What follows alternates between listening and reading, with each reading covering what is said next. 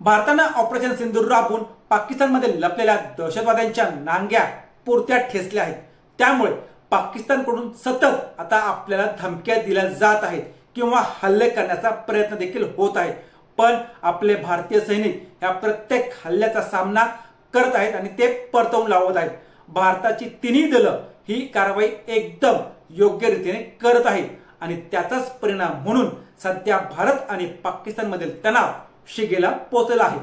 अशा परिस्थितीमध्ये जर भारत आणि पाकिस्तानमध्ये समजा मोठे युद्ध जर झालं तर भारतीय क्रिकेट टीमचा मागील कॅप्टन महेंद्रसिंग धोनी आणि मास्टर ब्लास्टर सचिन तेंडुलकर या क्रिकेटपटूंना सीमेवरती लढण्यासाठी पाठवलं जाईल का, असा प्रश्न आता बऱ्याच जणांना पडलेला असेल।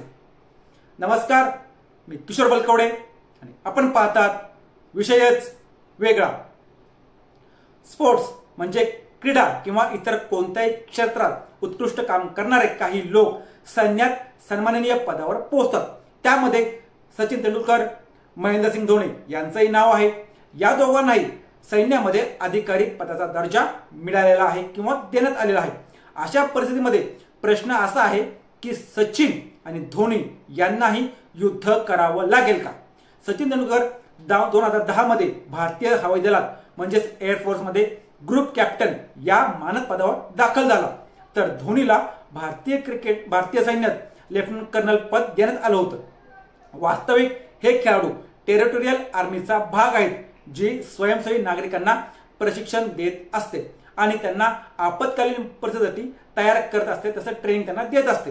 धोनी सुद्धा लेफ्टनंट कर्नल म्हणून या सैन्याचा भाग आहे आणि अनेक वेळा तो ट्रेनिंगसाठी जात असतो। त्यांची भूमिका प्रोत्साहन आणि प्रसिद्धीपुरती मर्यादित आहे।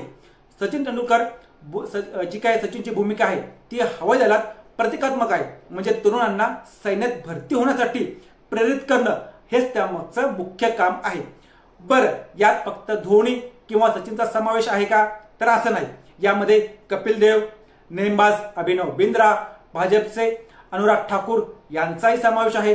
या सर्वांना टेरिटोरियल आर्मीत काही ना काही पद मिळालेलं आहे किंवा दिलेलं आहे। युद्धात भारतीय सैन्य सर्वात आधी पुढे येतं, त्यानंतर भारताचे सैनिक सीमांचे रक्षण करतात। जेव्हा परिस्थिती अधिक बिकट होते तेव्हा निमलष्करी दलाची मदत घेतली जाते आणि त्यानंतरही अजून गरज पडली तर मग टेरिटोरियल आर्मीला युद्धात बोलवलं जातं, परंतु हे क्वचितच घडतं। टेरिटोरियल आर्मीने 1962, त्यानंतर 1965, 1971 आणि 99 मधील युद्धात भाग घेतलेला। या युद्धांमध्ये टेरिटोरियल आर्मीने महत्त्वाची भूमिका बजावलेली होती।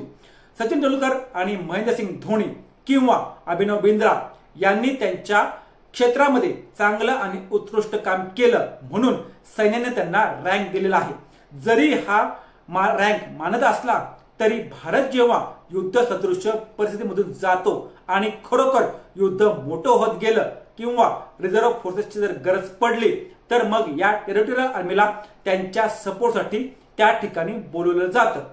आता कारण टेरिटोरियल आर्मी ही रिझर्व्ह फोर्स मध्ये येते, त्यामुळे त्यांचं नक्कीच या सर्वांना सीमेवर जाऊन आपली जबाबदारी पार पाडावी लागेल। असेच रोजच्या रोज नवनवीन व्हिडिओ पाहण्यासाठी आमच्या चॅनलला सबस्क्राईब करून व्हिडिओला लाईक करायला विसरू नका।